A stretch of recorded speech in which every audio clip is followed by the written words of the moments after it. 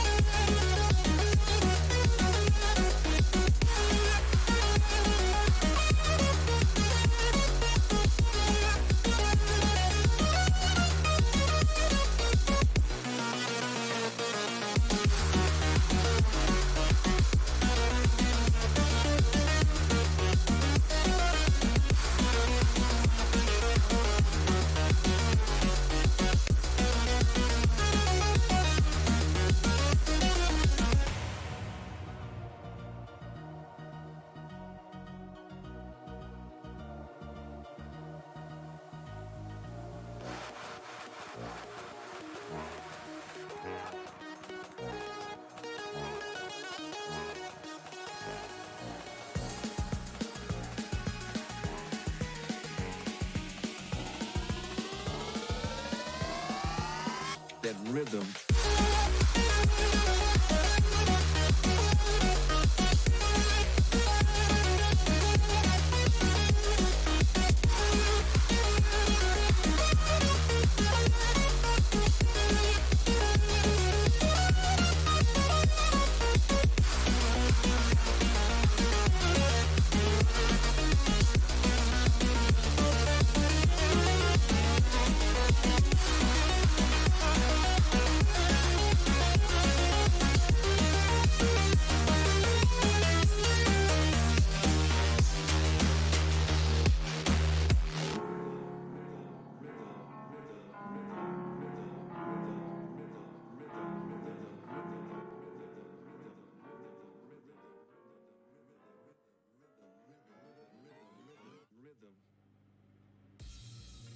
Hello. Hello. Anybody home? Oh, I forgot to do the thing.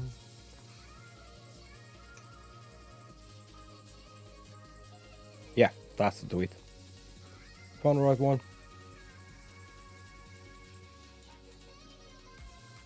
Good morning. How y'all be? We have some things to talk about today.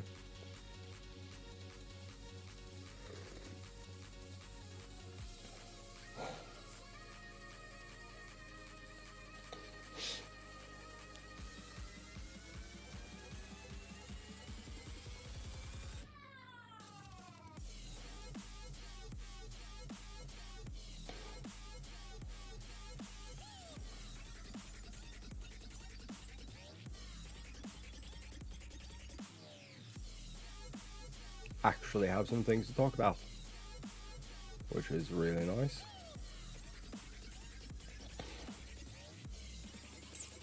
There was one more thing, but I don't remember what it was. I don't know. We'll take these in order. Breath of the Wild fans, find cool new teleportation combat tech.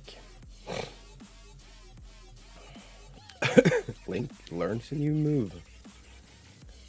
Sometimes it's easier to forget that Breath of the Wild has been out for 3 years already. Seems like every month there is something else to talk about, whether that's another glitch, a speedrunning accomplishment, or a cool discovery. Lately, the glitch hunting community for Breath of the Wild has been something or other. Chris, what up? Not too much. Someone has found something, and I'm trying to figure out what's actually going on.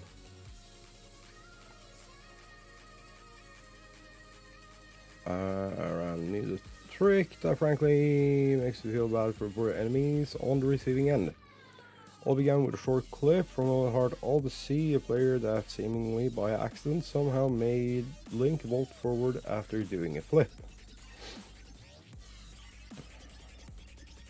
I can? Am I gonna? Oh my. Probably not.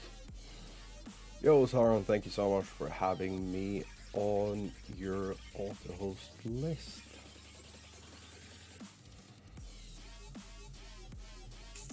So the glitch hunting community got to work testing it out in the field to see what made the ability tick. Exactly.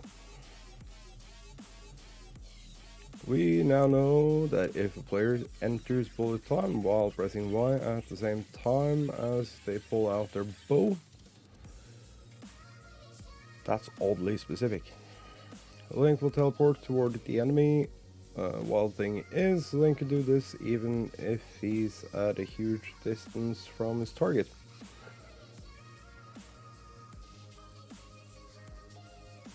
Okay. Oh, that has sound.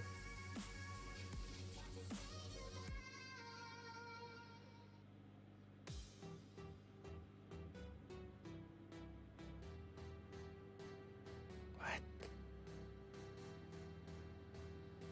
Holy mother of crap, this thing is broken.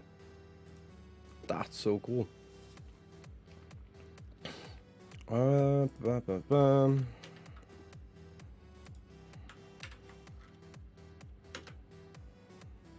Here's the link to the thing if you want to check it out for yourselves. And of course, players are combining the tech with other fancy moves. Okay. Sound my earlier statement, only feel bad for the goblins. Lionel's gonna eat it though.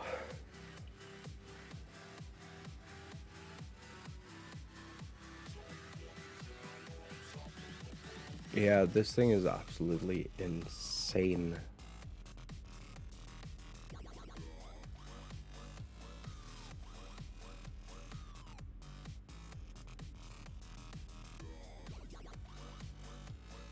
So I thought it was impressive when they figured out that you can infinitely run.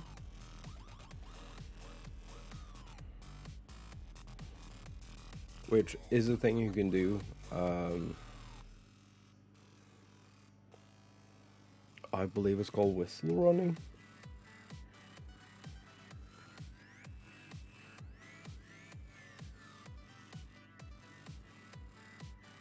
So it preps the animation for a whistle.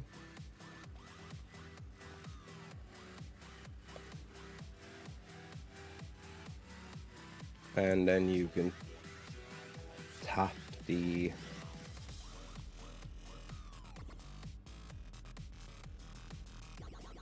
sprint button to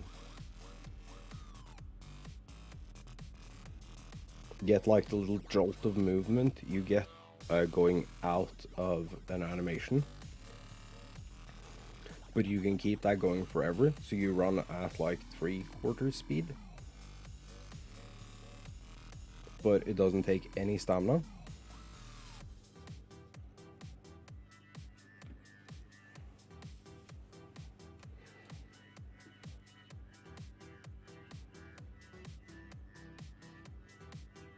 So you only need the stamina wheel for like climbing and stuff.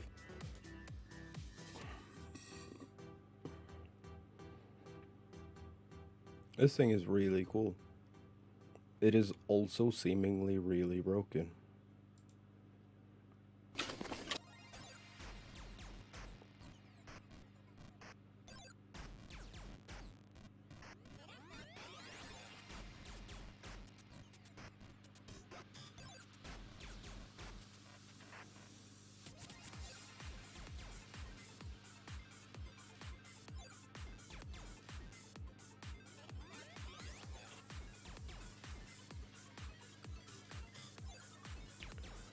I don't understand why he triggers that way. I really wish I knew, but I have no idea. Anyway, next thing. Nvidia's GeForce Now is losing all active Blizzard games. Bad sign for cloud gaming. Setting an unfortunate precedent. GeForce Now feels like one of the very best ways to get a free taste of cloud gaming, but it's got a gigantic catch. It lets you play PC games you already own only if the game publisher allows it.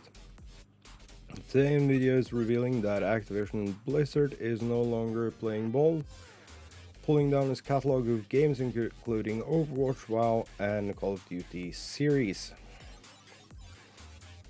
That means one of the service's biggest publishers, as well as its Battle.net catalog of games, will no longer be available just a week after the service formally launched.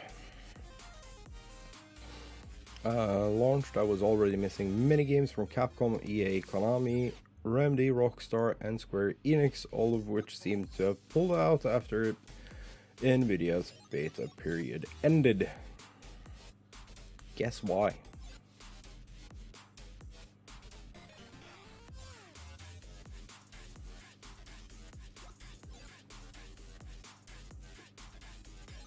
They either have their own tech, or they have a better offer from Stadia. Nvidia wouldn't tell us why this is happening now, but it's strange because Nvidia previously told us it was contacting every publisher ahead of launch to make sure they were okay staying on.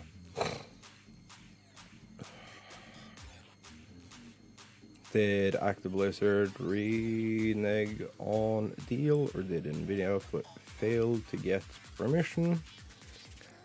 We're waiting to hear back on that from Nvidia. Activision Blizzard didn't respond to a request for comment. And it's frustrating because the whole premise of GeForce Now service, the GeForce Now service, is theoretically win-win-win. You get to take your existing game library everywhere, anywhere. Game publishers get the same money and much the same relationship with the customer who's buying those games from the same Steam, Epic, Uplay and Battle.net stores, and Nvidia gets to rent out access to a computer that simply lives in the cloud instead of on your desk at home. In a statement, Nvidia say it hopes to work with Activision Blizzard to bring the games back, but the company confirmed to us that things are pretty cut and dried for now.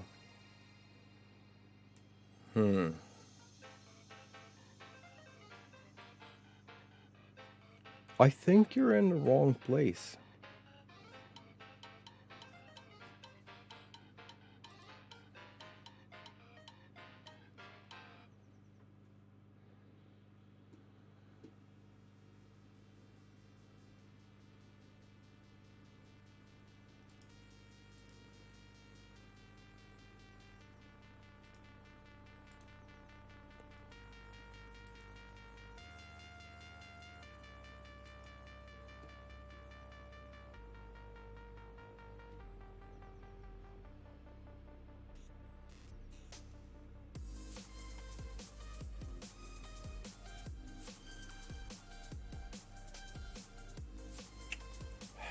We're gonna have one of those days, aren't we?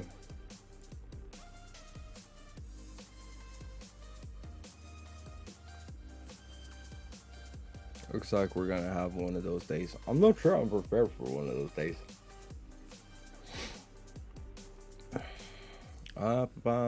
Shouldn't expect them to magically reappear after a few days or even weeks. Nvidia also declined to tell us whether it'd be open to sharing a slice of its subscription fees with publishers, citing the quiet period before its earnings.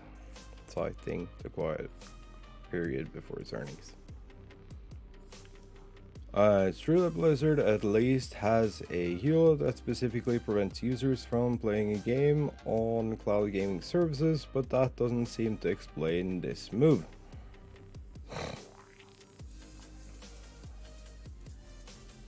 Activision's HULA doesn't contain any of the sort, and again, Active Blizzard didn't seem to have any problem with it during the GeForce Now beta.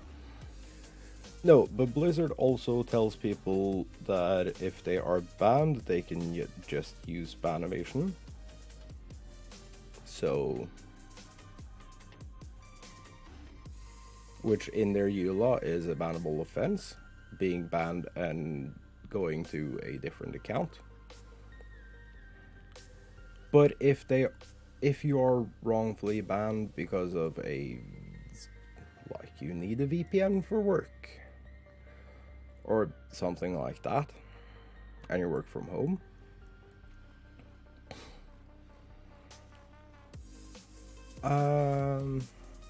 you're told that they can't disclose, but you're free to play on a different account or wait the 6 months you're banned.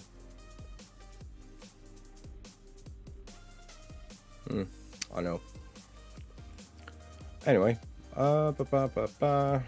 regardless of the reasons, it's worrying for those of us who are excited by cloud gaming's potential to see a service like this hobbled because one party or the other didn't want to work out the deal.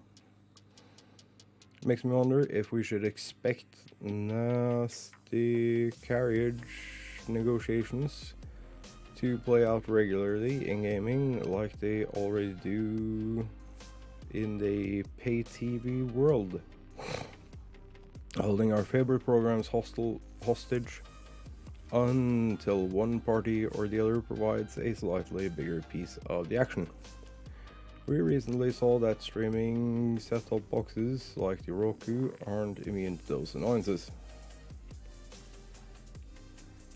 Now that the precedent have been set, why should games be any different?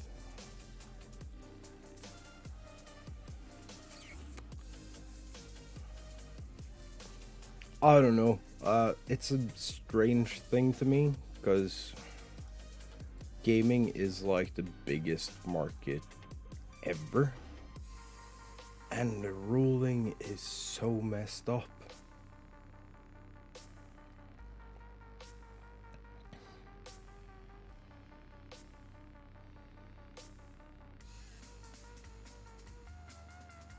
The rulings, terms, and precedences in the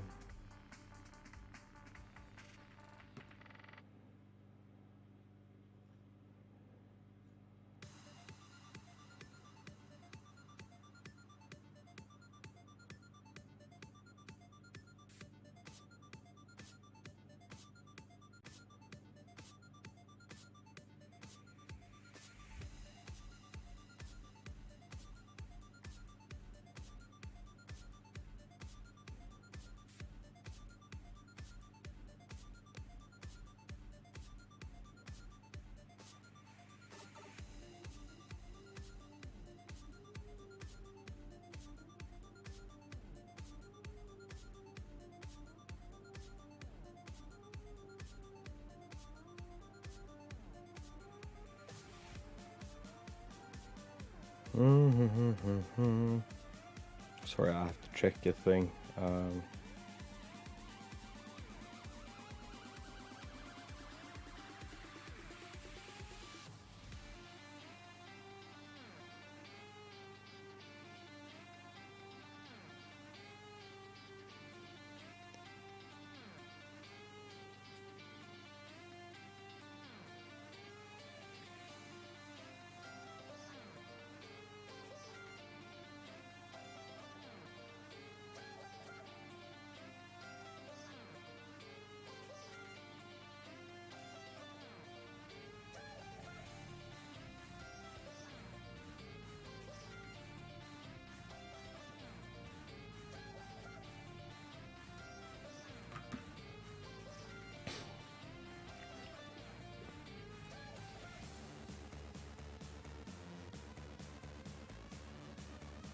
But yeah, I know we're going to be forced into cloud gaming eventually. And it's going to be games as a service. I just don't like it. I really don't like it. With other media, I kind of get it. It makes sense when talking about TV shows or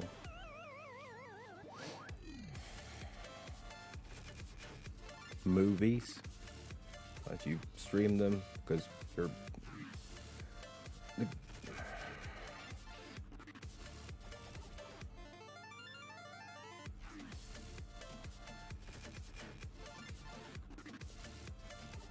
because it's a one and done thing. You watch a movie and then it's at least a year. Because if it's like too fresh in your mind, you're not gonna enjoy watching it again. So like you're looking at a year, maybe 2 years until you watch the same movie again, or maybe 10 or 15 years. And the same with the TV show. You'll watch it end to end and then you'll never see it again. I don't see a reason for owning that kind of media. Music streaming is just a convenience thing. If I had to go back to some sort of physical media at some point, I probably will.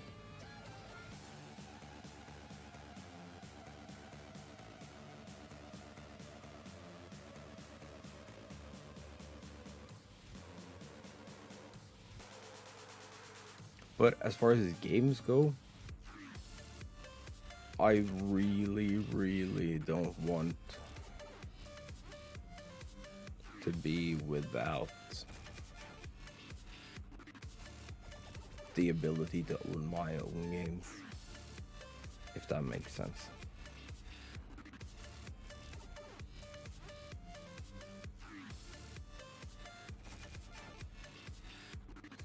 I don't want to be in a position where I have to pay.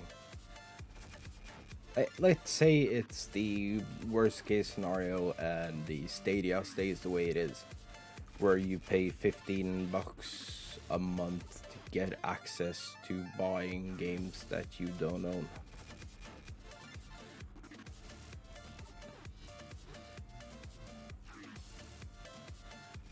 Sounds terrible, I know.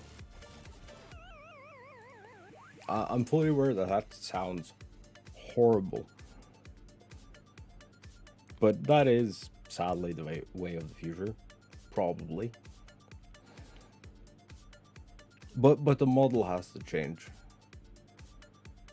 And I don't know if devs are ready to lose that level of initial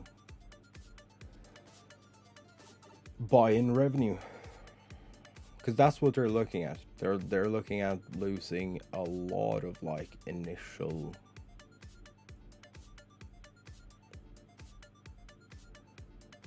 revenue for cloud gaming to be sustainable. Because if it stays the way Stadia is right now, where you have to pay $15 a month to pay $60 for a game, and then as soon as you can't pay the monthly fee, you don't have access to your game anymore.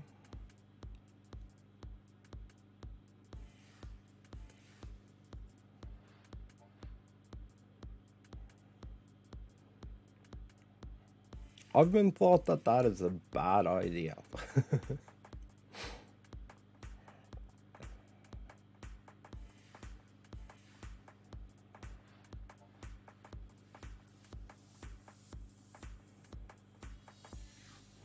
But I'm sure there will be something out there that fixes this on a level unlike anything we've seen to date. I just don't know if it's GeForce Now or the Stadia.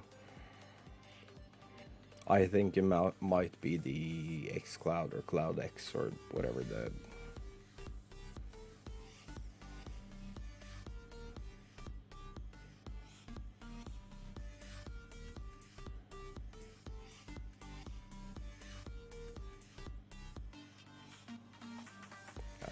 Microsoft project is. We haven't seen too much about that. We know a little bit about the fact that everyone is on board with that one.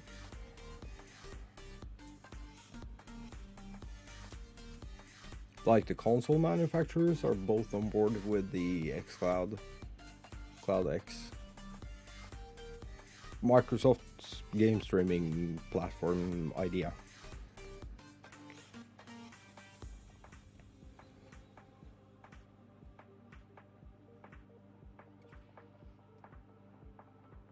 It's both Sony and the Microsoft on that thing.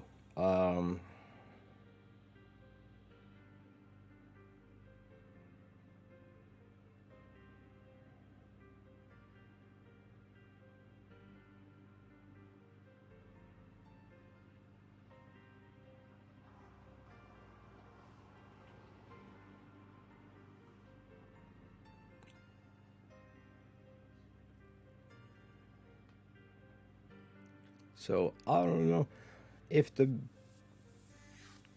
console manufacturers sit down and be like, it be like this.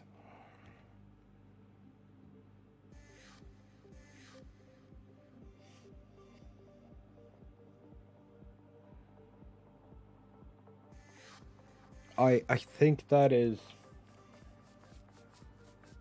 a stronger indication of whether cloud gaming is going to be a thing.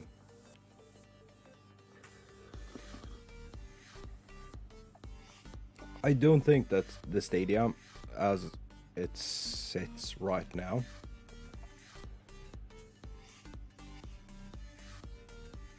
is the way of the future.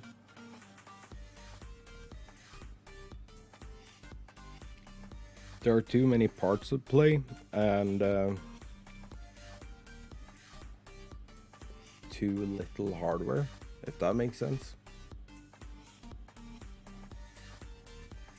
I know the point of cloud gaming is no hardware, but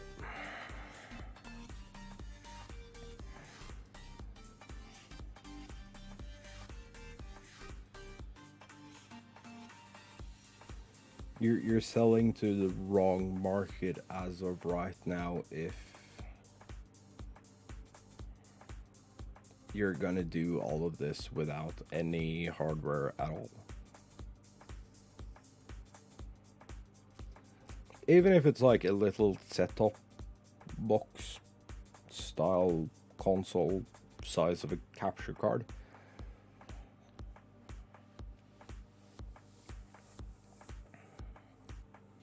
I think they have to sell something right now.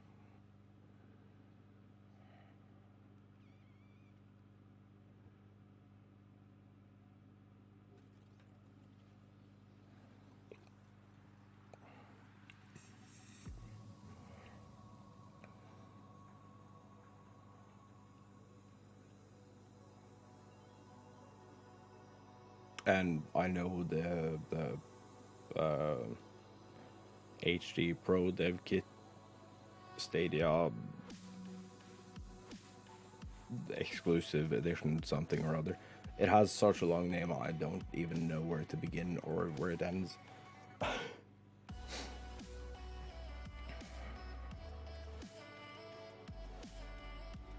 But that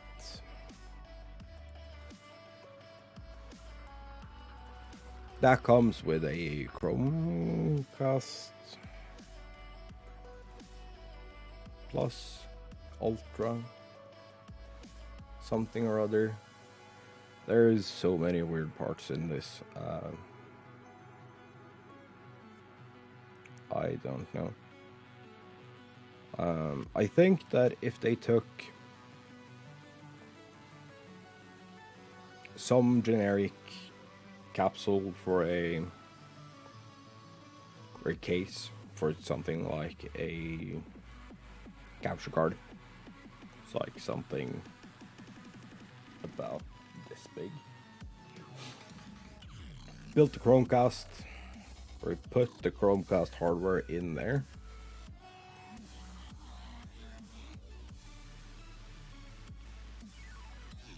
And made it its own little box.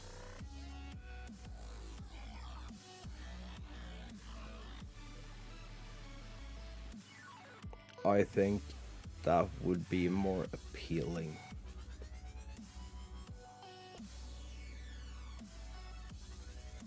It's like a brand marketing thing, right?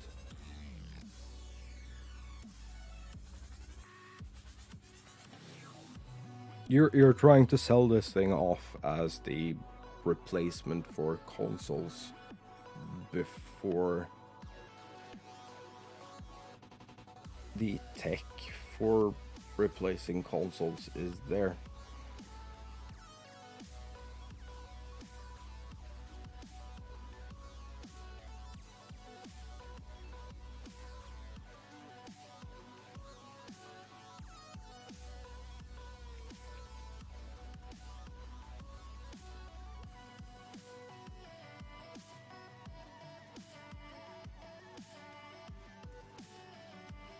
I'm trying to collect my thoughts here because I have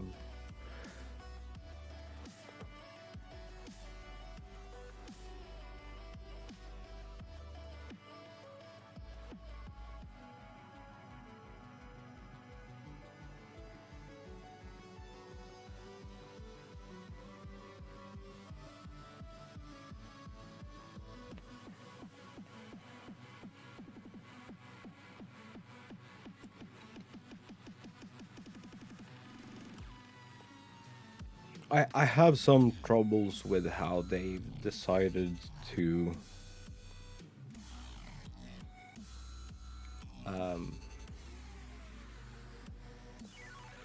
bundle the Stadia with like a Chromecast.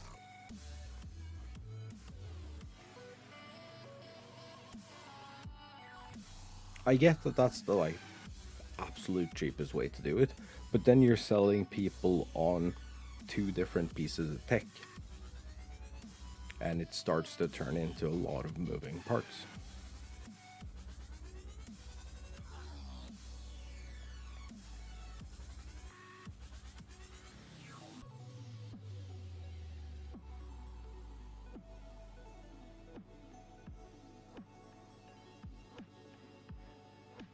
And I know you can pair your Bluetooth, whatever the fuck controller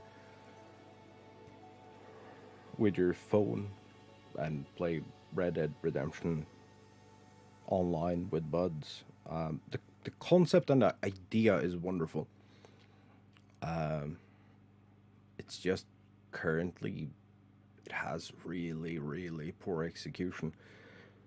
And I don't think that specifically the Stadia model is the one that's going to win the West over. I've said this before. I've said this since way back when they first announced the Stadia. This Stadia is not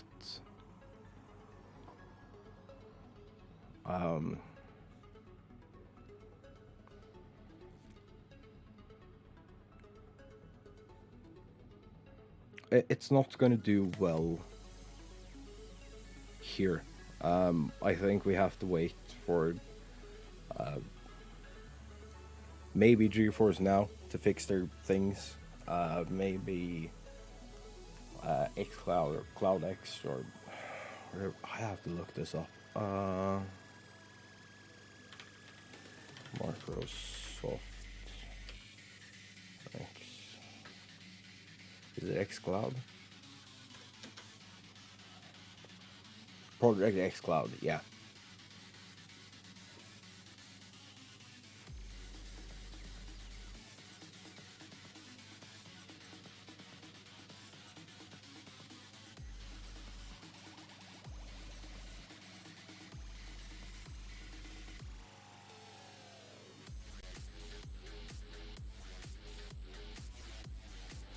I think the xCloud has a better chance at working.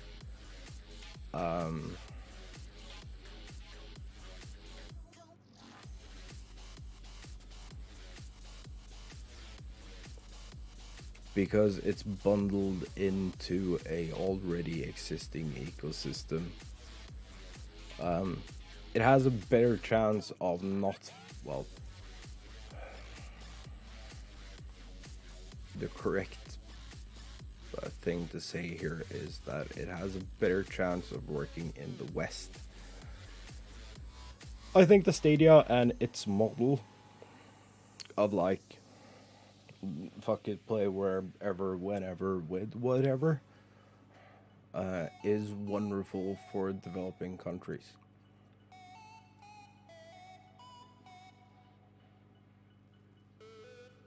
Places where gaming isn't mainstream. The Stadia project is gonna be awesome if they can build out the infrastructure. So if Google are able to, so I have no insider knowledge. I'm just gonna continue to speculate because I like speculating and I like tinfoil hats. They're pretty and they shine in light. If Google teams up with Elon Musk to help fund his Starlink project,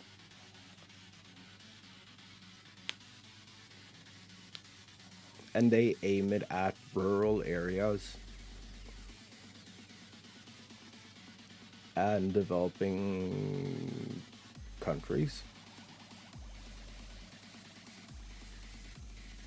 say someplace like India, people don't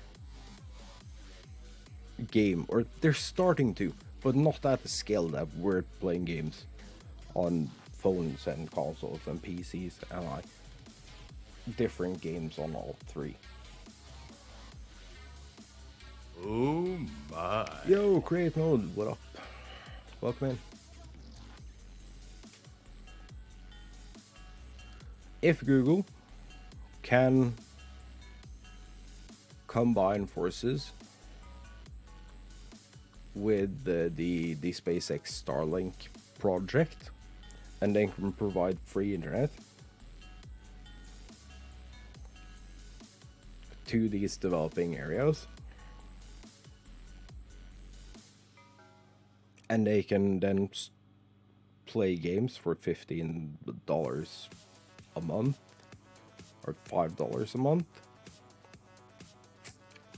the Stadia is gonna easily win any console war. It's just that easy. Great Mode, how are you today? I hope you're doing well.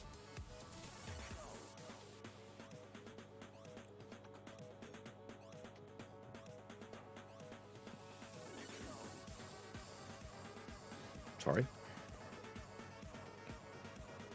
But yeah, the GeForce Now having Active Blizzard pull out, it's not looking too bright for cloud gaming. And I know cloud gaming has been a theory and a plan since forever.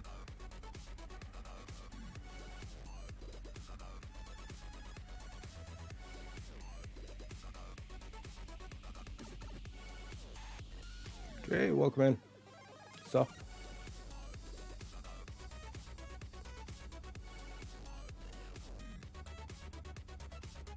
That was me.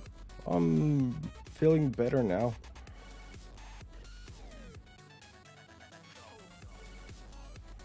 Had a massive panic attack earlier today. That wasn't any fun, which is why we're live early.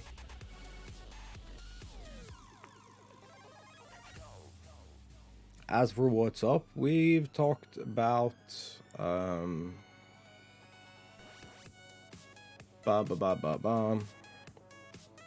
Active Blizzard pulling out of GeForce Now. GeForce Now is a competitor to the Stadia project and xCloud whenever that decides to be a thing. And we've talked about teleportation tech in Breath of the Wild, which looks absolutely insane.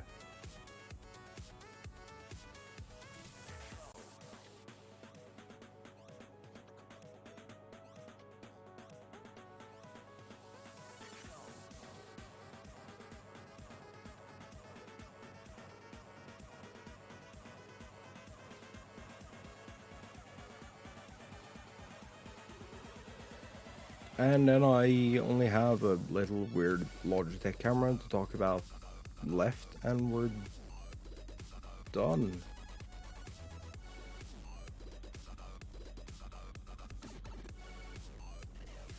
I've just ranted about how the Stadia by itself is not going to win the cloud gaming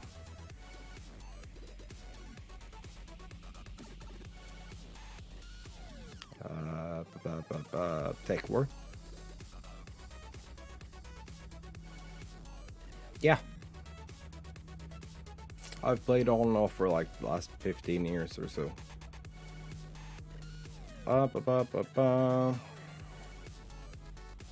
Let's see if I can find the most important things in this.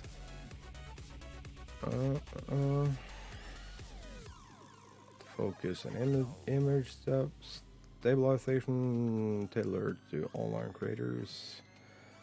Right, has a number of accessories, blah. It records 1080p video at 60 FPS and has autofocus capabilities. Blah. Also exposure compensates for poor background lighting as well as light changes to make sure that subject of the video is never shadowed. Built-in image stabilization reduces unwanted movement. Bloody type C. Bloody.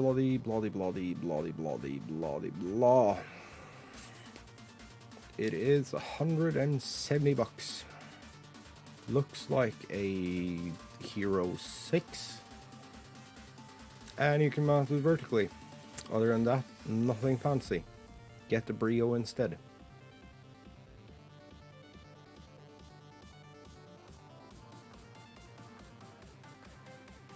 The cool thing is that it's Type C, so it'll work just as well streaming from your phone.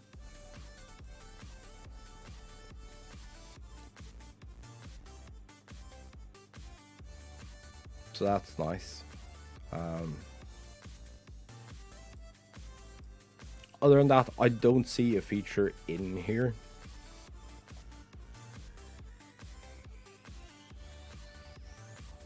Who would have thunk it? A video source works with OBS.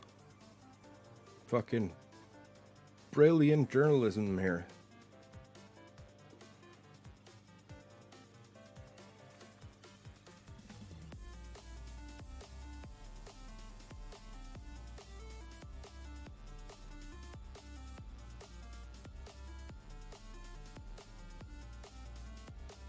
Also, the software that controls Logitech webcams is ass. It's so bad. I had to roll back to the old Logicam settings software for it to even do half of the things I wanted to do. Because if I auto this,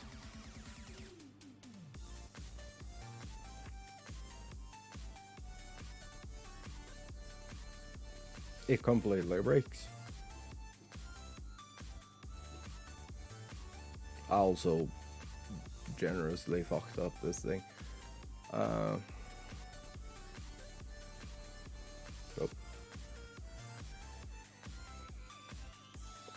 I may or may not have forgotten all the settings here.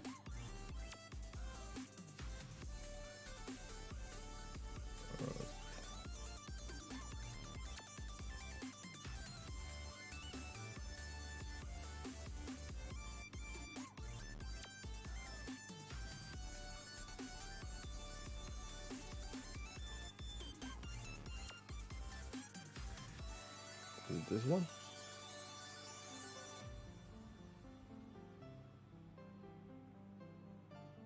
It is, but it's not. Point. I broke my camera. Don't worry about it. I'll figure it out eventually.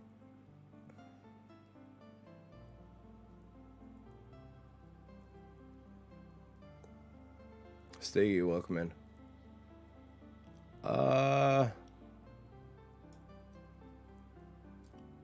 I didn't break this camera, I promise. I just don't remember.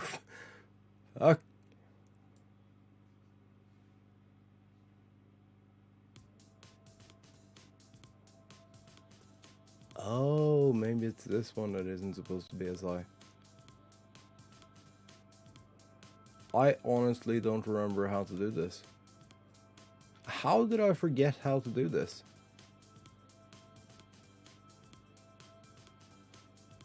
Does that look about right? Kinda.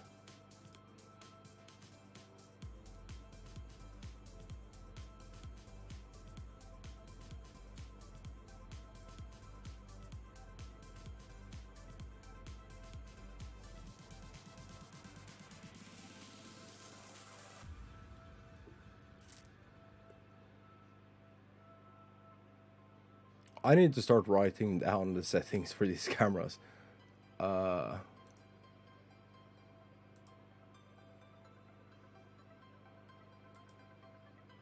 I have two different ones. And this one I tend to break every now and again. Just to prove a point.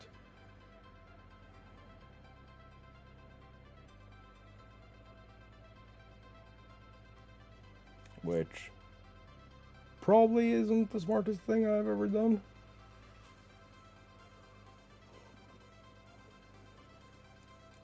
But I mean, you never know.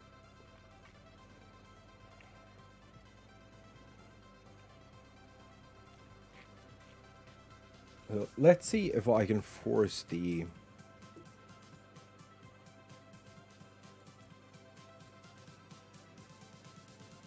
properties.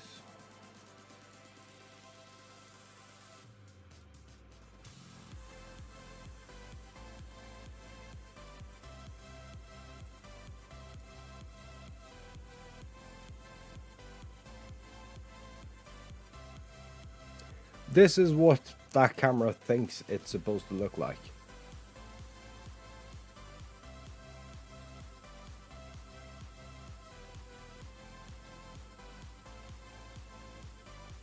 Don't mind the fact that it looks like it's having a stroke up here and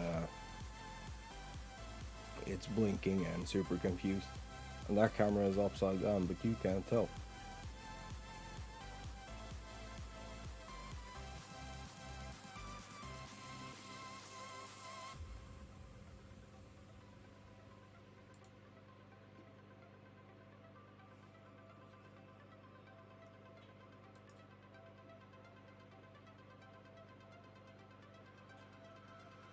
There, now the flicker is gone.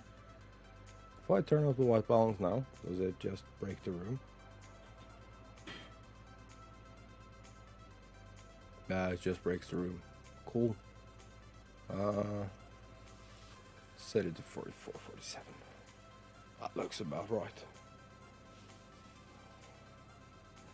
It isn't fully okay, but it's about the best we can do right now.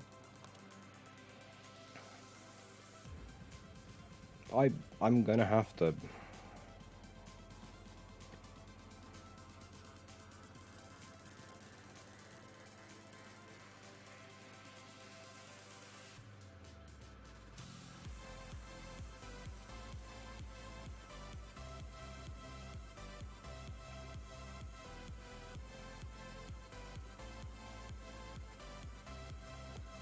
But yeah, no, Logitech software is butts. It's so bad. It's almost as unhelpful as the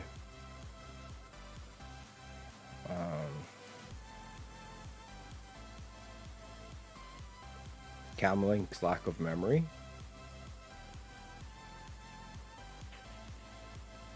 Which is also a stupid decision. I don't know why they figured out that something that controls camera settings shouldn't have built-in memory.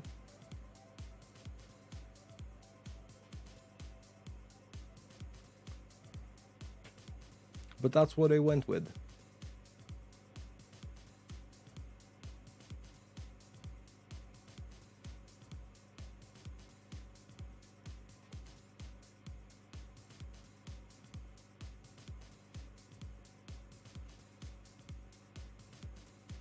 So I had to go back to some super old software that would set up my cameras properly. My chat freaked out for a second.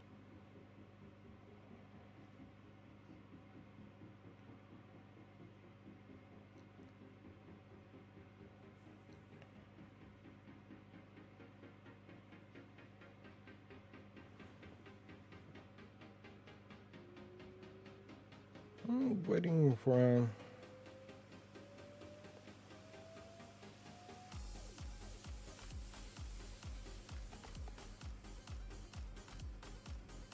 Didn't think that it was gonna take that long to reply to that. But yeah, that's about all the topics we have. If any one of you have anything cool, let's talk about it.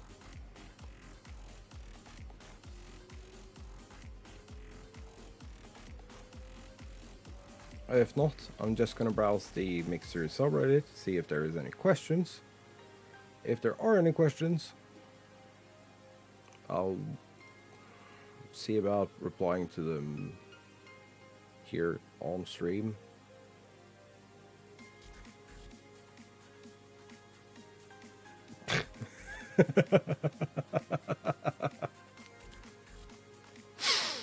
God damn it, Lamb. Welcome back, though.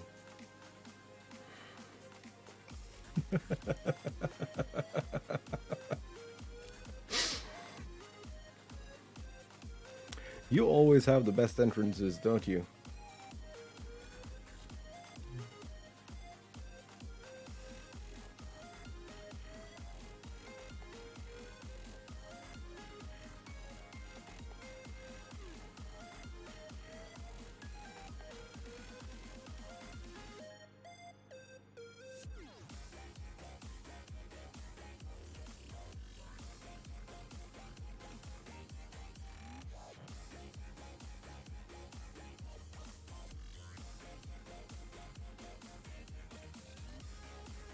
I guess not. I guess I was wrong. Looking for retro gamers. Oh.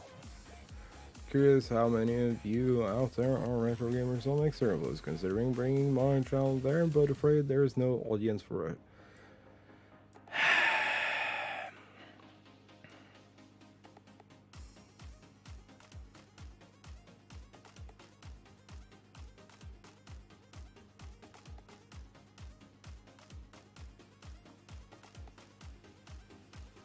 So, the issue I have with this statement, but afraid there is no audience for blah de blah. Well, this full sentence, and we can just stop it here. I was considering bringing my channel there, but afraid there is no audience for X. Put in whatever the fuck you want. And if there isn't an audience for it, it's probably because no one is doing it.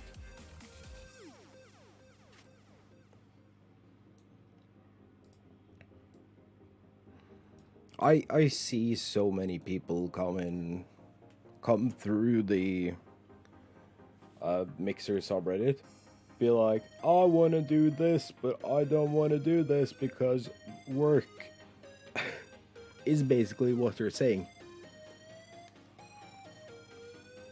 It just doesn't occur to them that if no one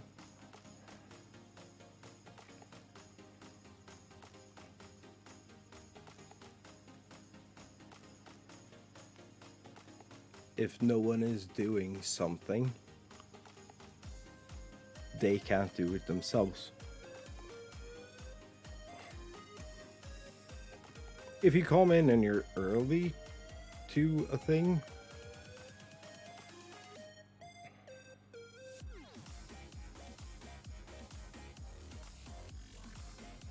you're the name people are gonna remember.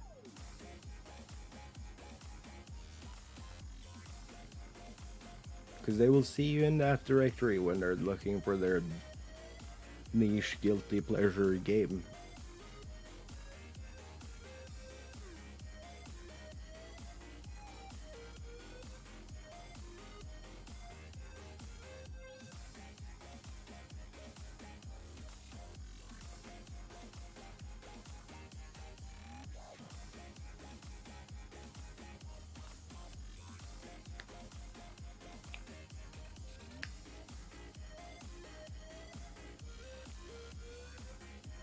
Dude, if you have like a burning passion for, I don't know, fucking some Hello Kitty game series or whatever,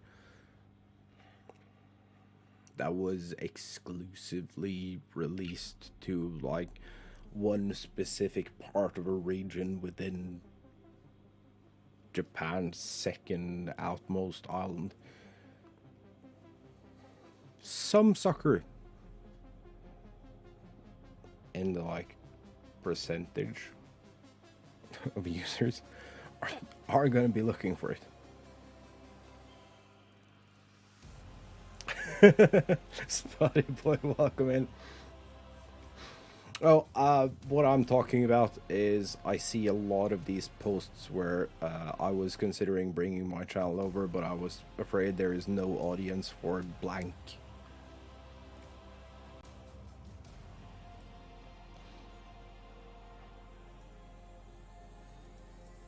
And my response whenever I see this post is that if no one is doing what you want to do, it's probably a good idea to start. Especially when it comes to content creation. It doesn't mean that people don't want to watch it, it just means that no one is currently doing it.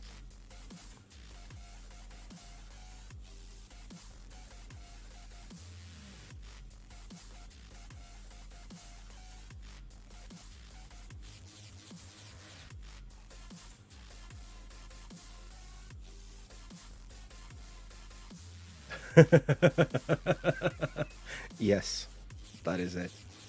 No, I just use that as an example because I know that game has some like stupid localized niche versions of it to cater to like specific regions of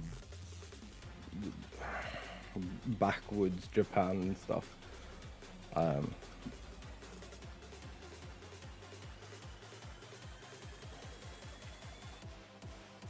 But like one of my best game streams to date was speedrun practice for original Super Mario Brothers.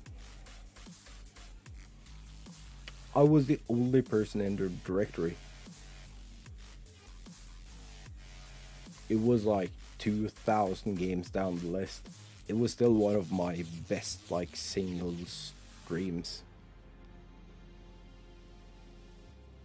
Speedrunning is fun. It's why I like Mario Maker.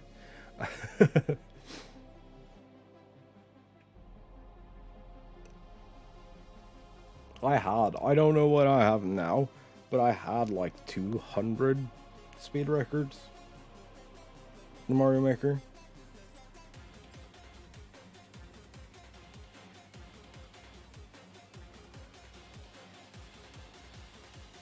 And if someone took them, I would just go back and grind the same level over and over again until I got record again.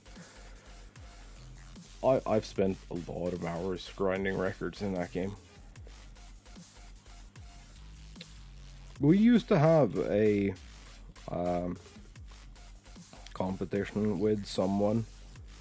I have no idea who they were, and I don't speak noodles, so I couldn't decipher their username.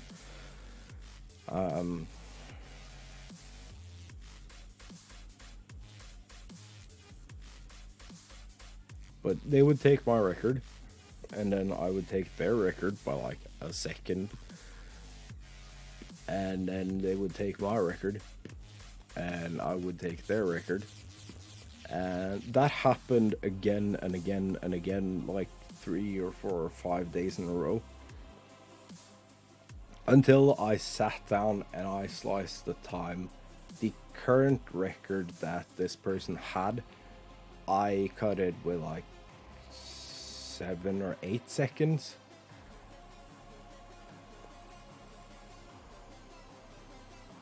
And this is like, this was a pretty intricate level, and it took a lot of time to do so.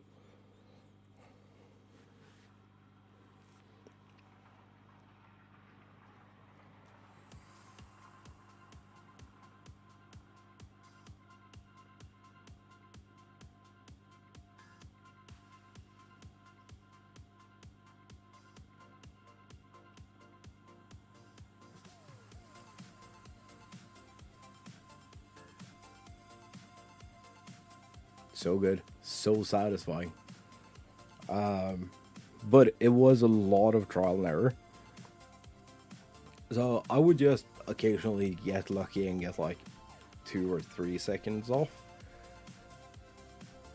But I think a casual play of that specific level is like, I don't know, a couple of minutes.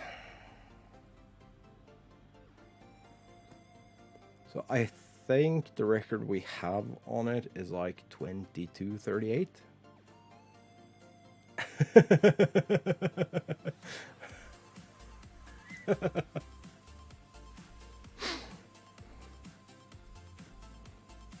Right. We also did compete. I did also compete with chat for record one night. That was a lot of fun. Because I would always go out exploring new. So like the most recently uploaded levels. And I would have like stupid amounts of fun finding levels I liked and then rerunning them for a better time record. And then I was playing one that was a variation of one of the intro screen levels. I was like, no, I can do better. I can do better. I can do better. And then I just couldn't catch in between me taking the record and one of the viewers taking the record. Someone else took the record and I just couldn't beat it. No matter what I did, I couldn't beat it. And then this person in chat was like, yo, you've been grinding this for an hour and a half. Give me the code. I'm going to take your record.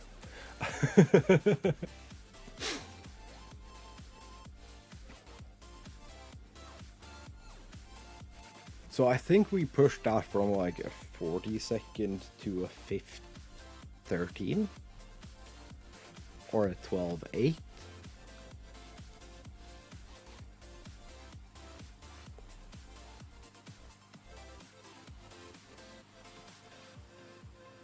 I kind of want to boot my Switch and figure out now.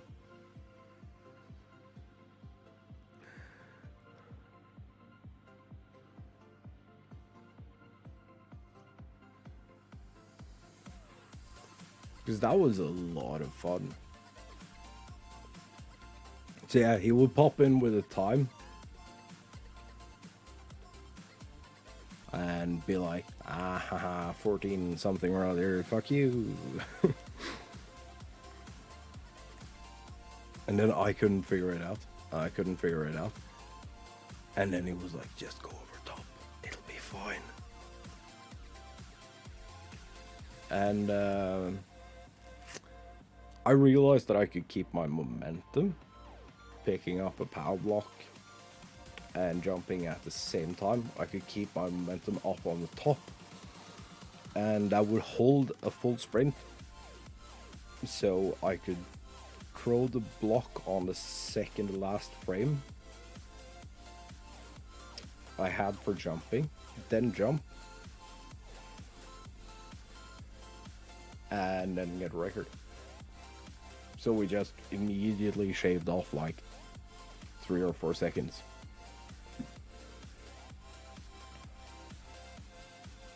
On pure chance. Because like, power blocks, they only work when they're in frame. If they're off the screen, they don't work.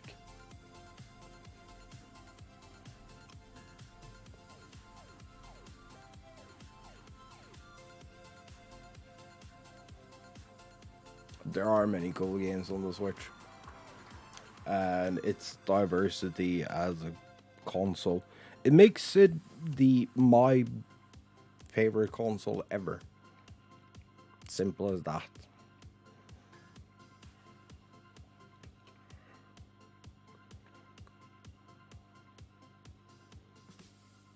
And that's someone who grew up with the amazing library that was the N64.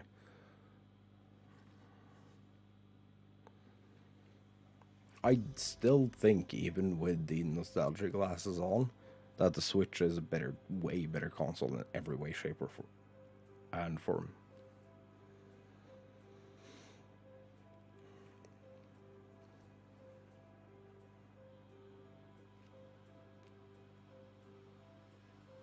Yeah, and I still have mine in a drawer behind me.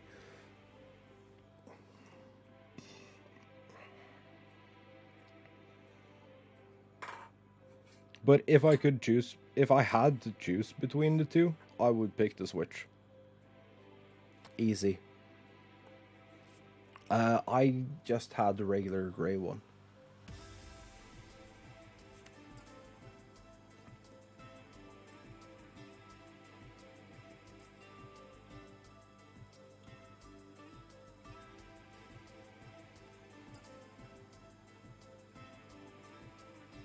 As far as the Switch goes, I have the Neon Edition. Because I'm a child like that. And it just stuck with me. After the clear plastic Game Boy Color.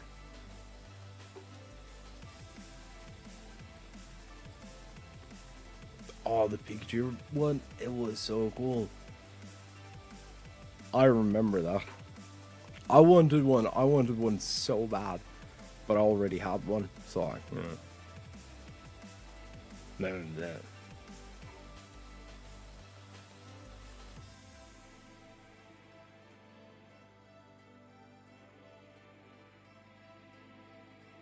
Oh.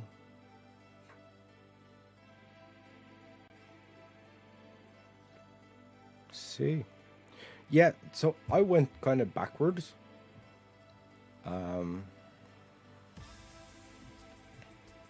Growing up, I didn't really have that many games. I had the N64, and then I had my Game Boy, which I would buy a new game for every summer.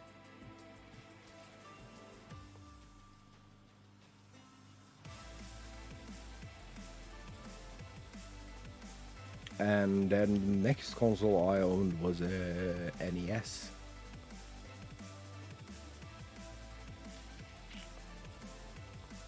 Yeah, like a Pelican case.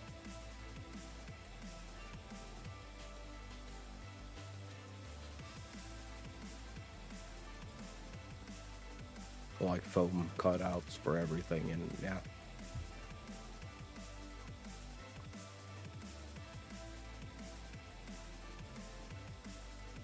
So yeah, when everyone moved from the N64 to the PlayStation 2, I kind of had to go with step backwards, well, 2 steps backwards.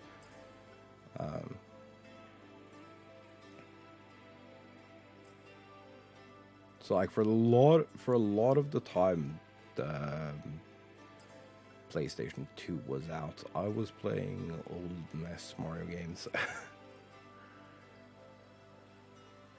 And like rebeating Ocarina of Time.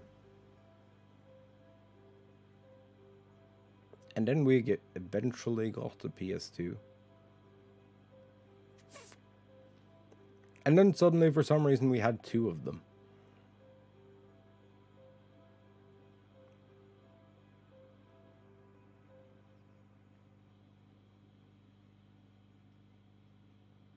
Then the Wii launched, and the only games I was interested from Nintendo at the time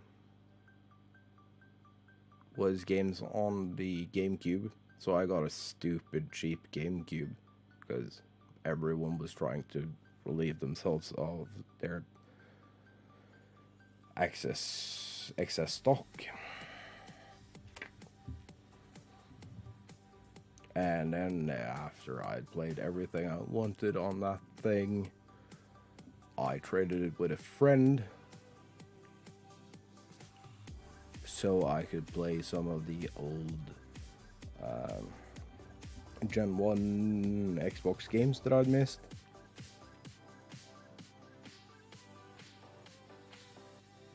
I like the controller for it.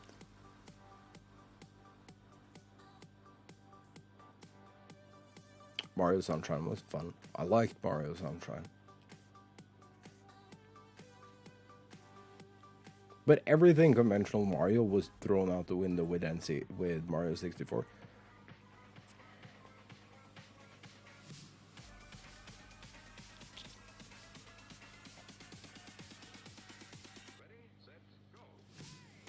Could be.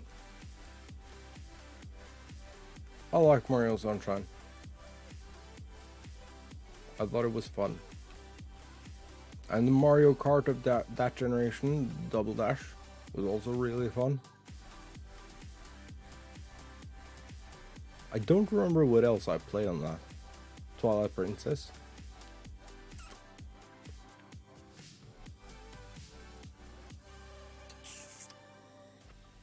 Wind Waker.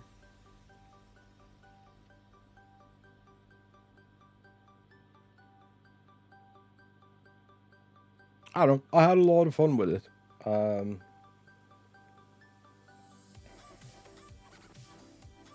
But then I swapped that for a Gen 1 Xbox, which is still in pretty frequent use. I have no idea what games I have for that. I've Dead or Alive. I know that. Goddamn jiggle physics. Sits with the 13-year-old in me. There is a joke in there somewhere.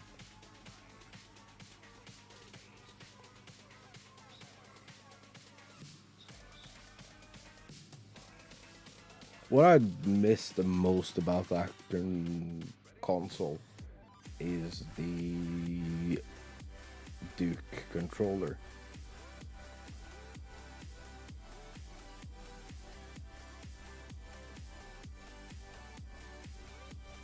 Because like, I'm pretty broadly built.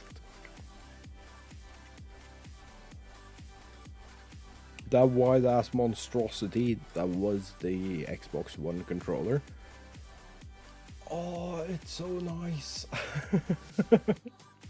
It's so incredibly nice.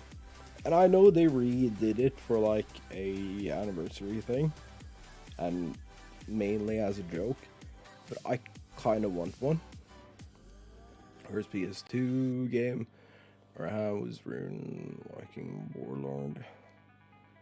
Pissed. I got that in on GTA 3. I don't remember the first game I had for mine.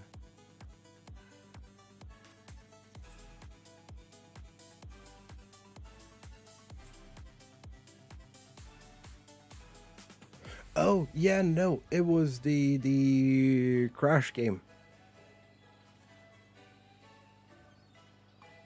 I just don't remember what it's called.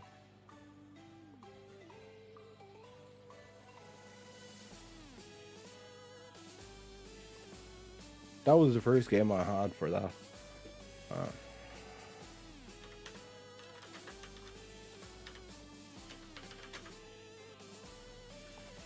On the PS2.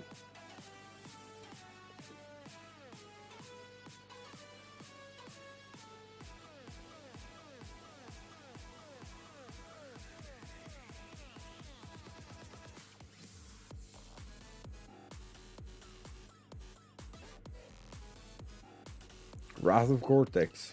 That was the first thing I had for that. I'm pretty sure that was the first thing I had for that. Yeah.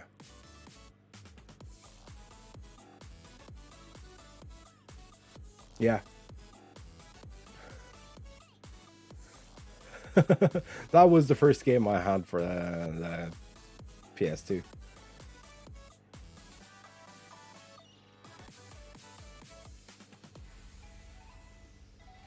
I had a stack of games for the PS2 that was about the same size as me.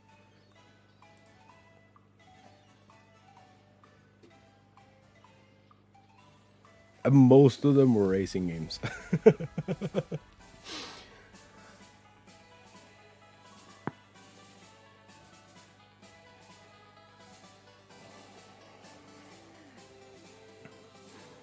So the thing with me is that I haven't been particularly interested in playing games until like 5 years ago.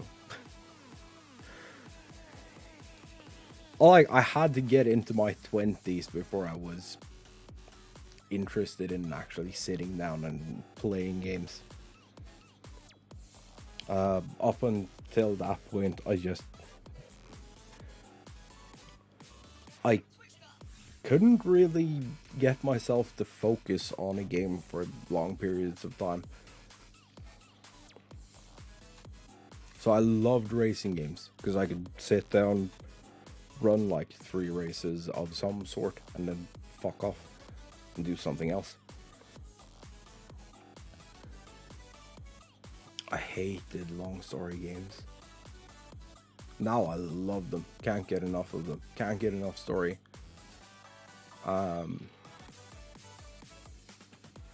Well, I guess that shifted. Well, it started to shift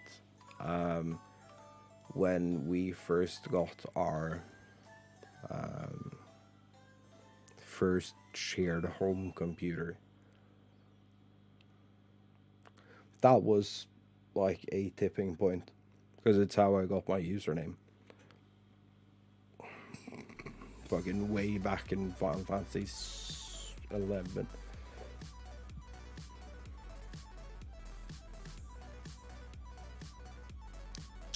And then I went down a rabbit hole of collecting games. I have like more or less the entire Final Fantasy series.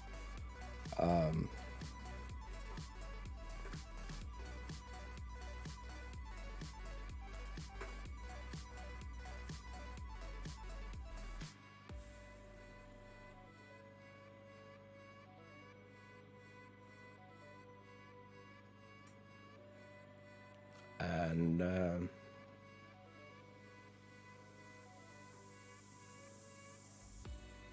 yeah, so like the first proper story heavy game after Ocarina of Time that I played was probably Final Fantasy 12.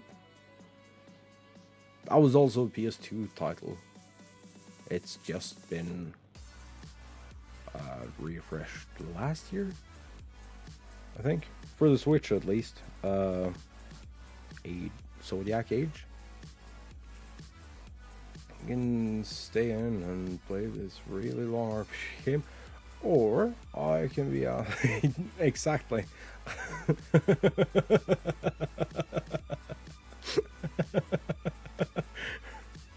Though I, for some reason, always got it.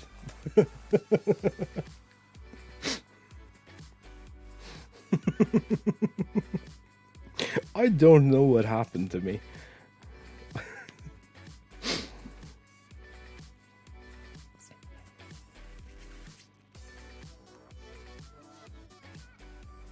I think I spent all my luck between the age 13 and 17.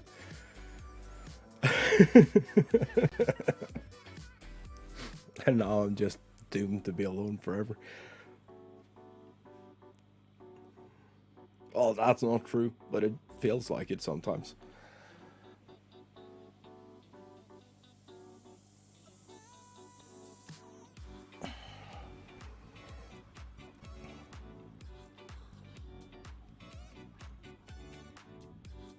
I was going to say something smart. Well, it was probably not smart. Let's be honest with ourselves here. It was probably not smart.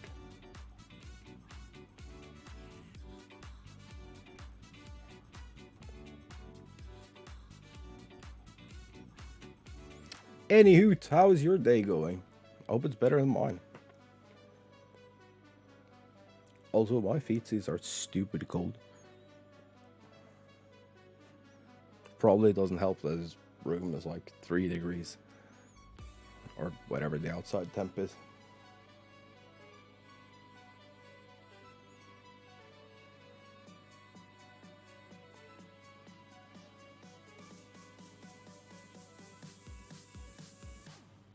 Yeah, they are. But the floor here is cold. There's no heating in the floor here. It's just hardwood floors and an open window. It's always cold. And I don't like thick fabric socks. They're uncomfortable.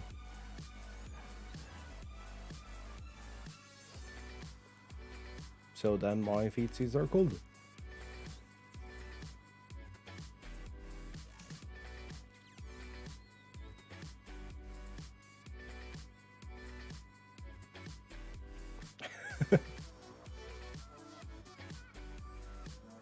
Oh no.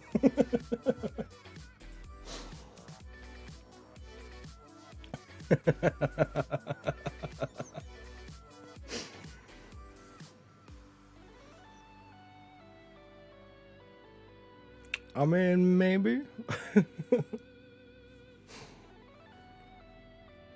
We can get some high level brand involved in this. And we can sell them everywhere.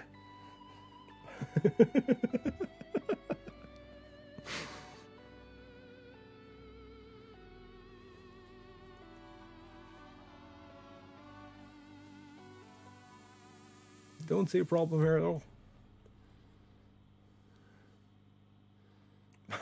Oh no. Leave my beard out of this.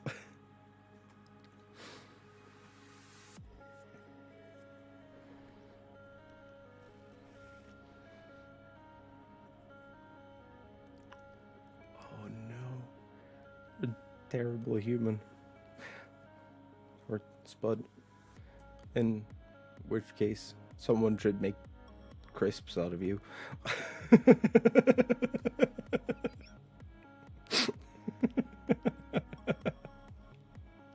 Exactly.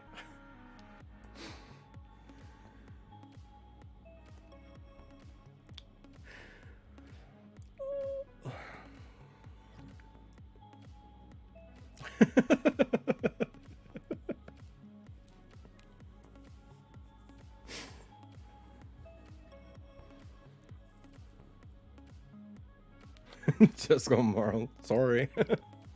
Yeah, no. Not happening.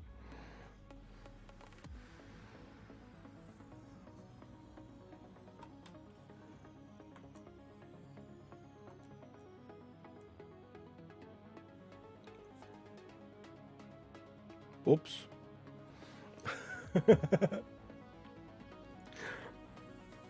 I sometimes really hate navigating the Stream Deck.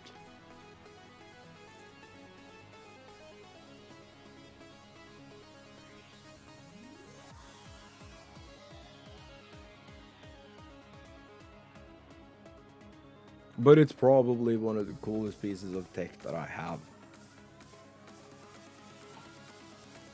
it's just brilliant. I also don't understand why people don't like the original Stream Deck.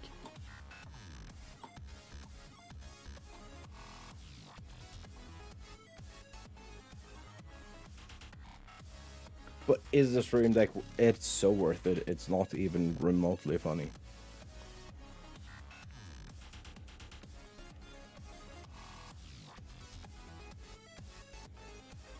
But it's like, it's not a necessity thing. It's more a ease of casting thing, if that makes sense.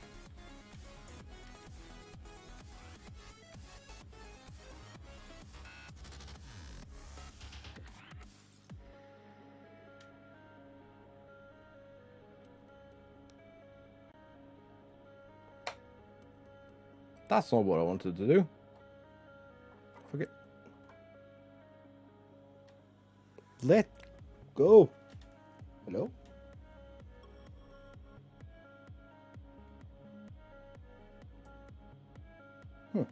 I guess I was wrong.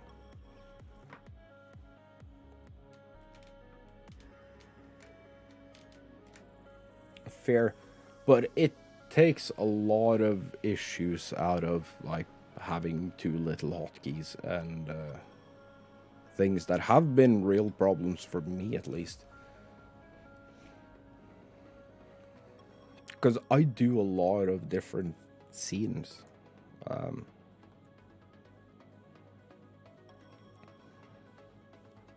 For a lot of different things.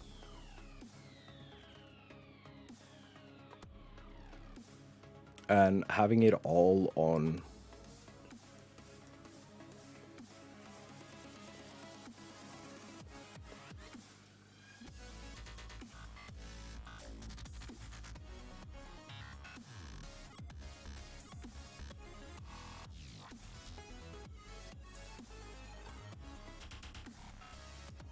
yeah, so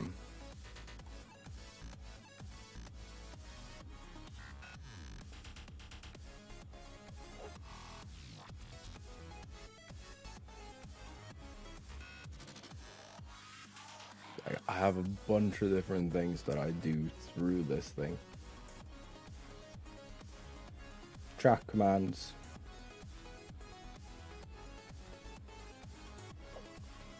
And you'll see every one of them has this button, that is for the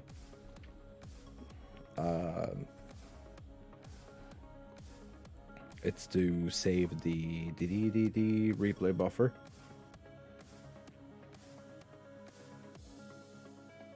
See if it works. Yay! It still says it's throttled though. There we go. So that one is set to max. It's volume down, volume up, mute. And that one is preset to 45. Oh my.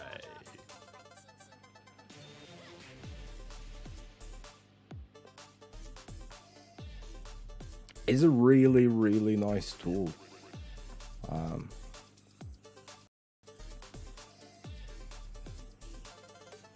And you can do a bunch of different things with them.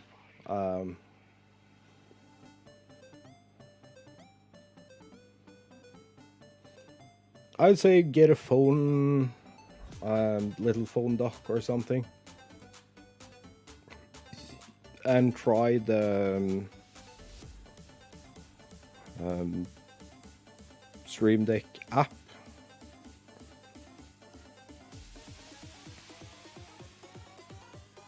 For like a month or so. Well, your guess is as good as mine. But you know, you can use this link and find out.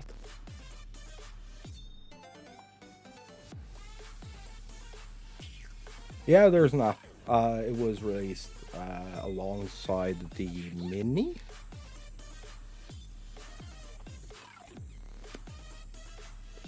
Also, Rebel, thank you so much for the host. How are you? How you be? Bloody store.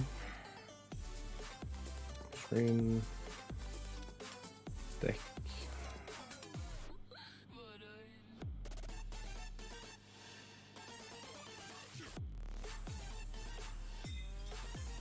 Is that the control center? No. There was an app. I don't know if they took it down again. Corsair Memory Ink.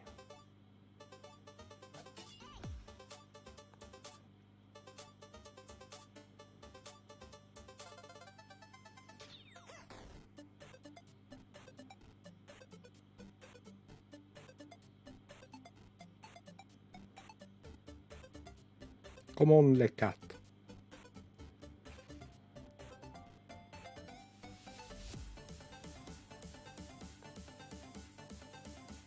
I don't know. Can't find it. Don't care.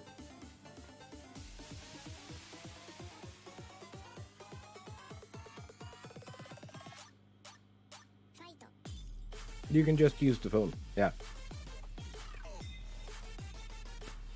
Okay, so it's apparently an iPhone thing. Fuck them. I mean, that would make sense. Because, like, Corsair. Yeah, that makes sense.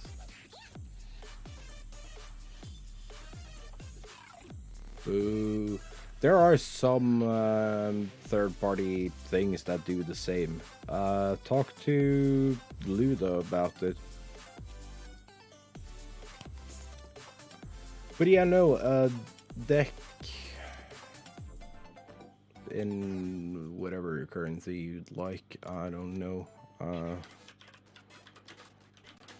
Deck. Amazon. 139.99 in Great British rubles. That's the regular 15 button one.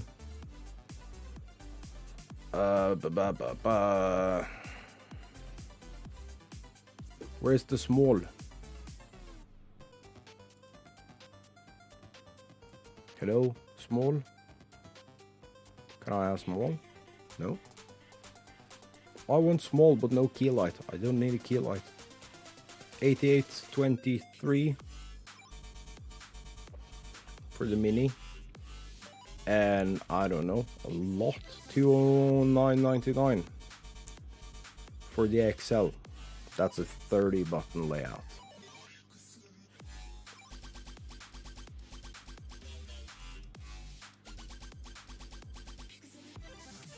Yeah, it's like 115.90, 101, 210, something like that. US prices.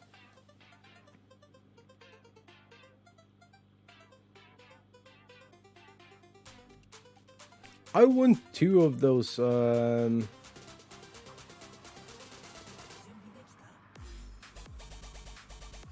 The new key lights. They made a new set of key lights, but I don't really have room for more. I don't have room for more things. But yeah, they made one that is like about half size. Or close to.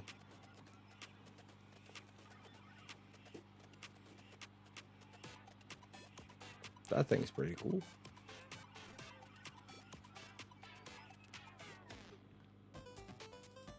And the multi-mount. The multi-mount is stupid brilliant.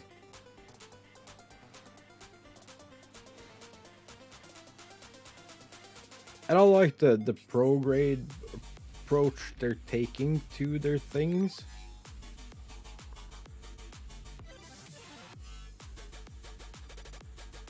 Especially with something like the multi-mount, where you just buy the things you need instead of having to buy a pre-bundled pack.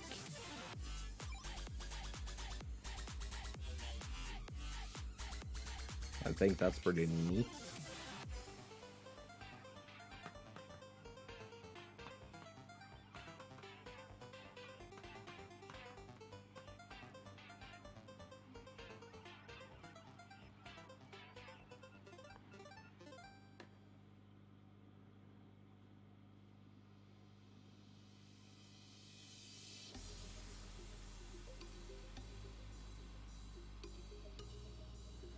So I'm a little unsure how long I'll be streaming today.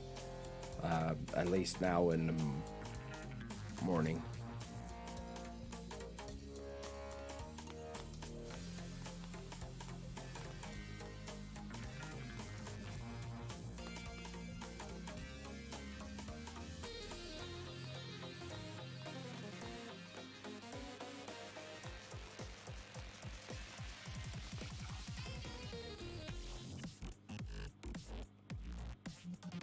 Also, did y'all catch the Division 2 DLC? What y'all think?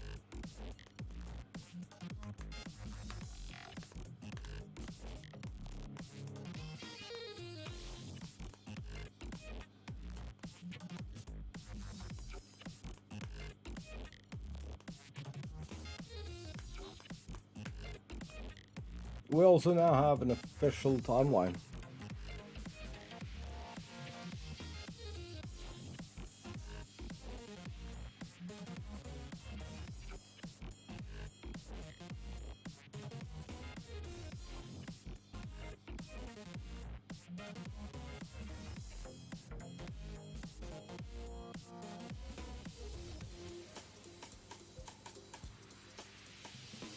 So I might, depending on when I have to leave,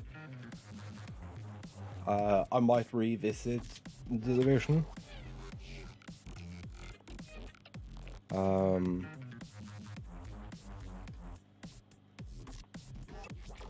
Later this afternoon. All depends on when I have to leave the... Oh.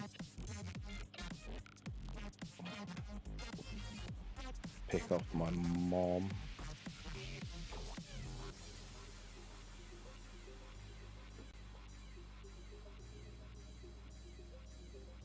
If that's early, I can hop back on. If not, I have a stupid early morning tomorrow.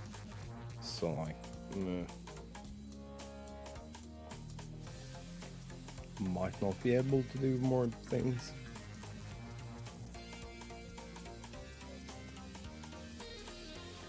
Oh no. Yeah.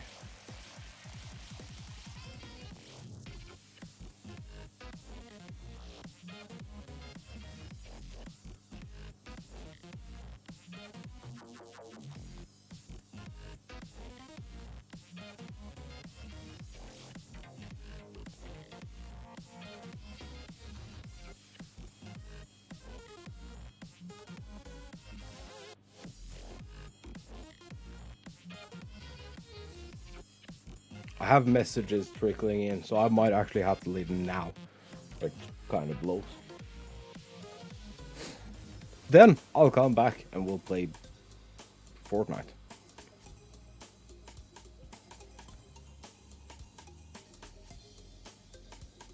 Okay, so hold the Fortnite thought. If you want in when I return, I'll be gone like a few hours. Because I have some driving to do. So I have to stop stream. There's no point in streaming live for like 3 hours if I'm not here.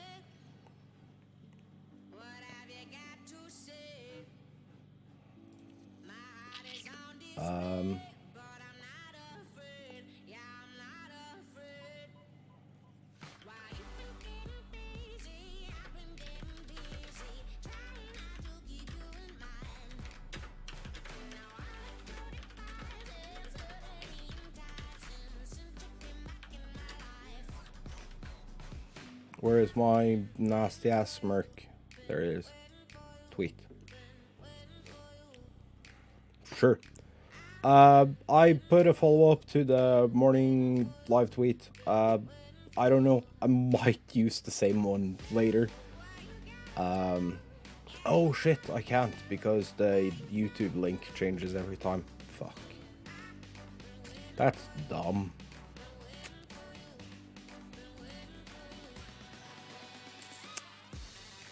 Anywho, I'm gonna fuck off. hope you all have enjoyed just chit-chatting for a couple of hours. I've had a lot of fun.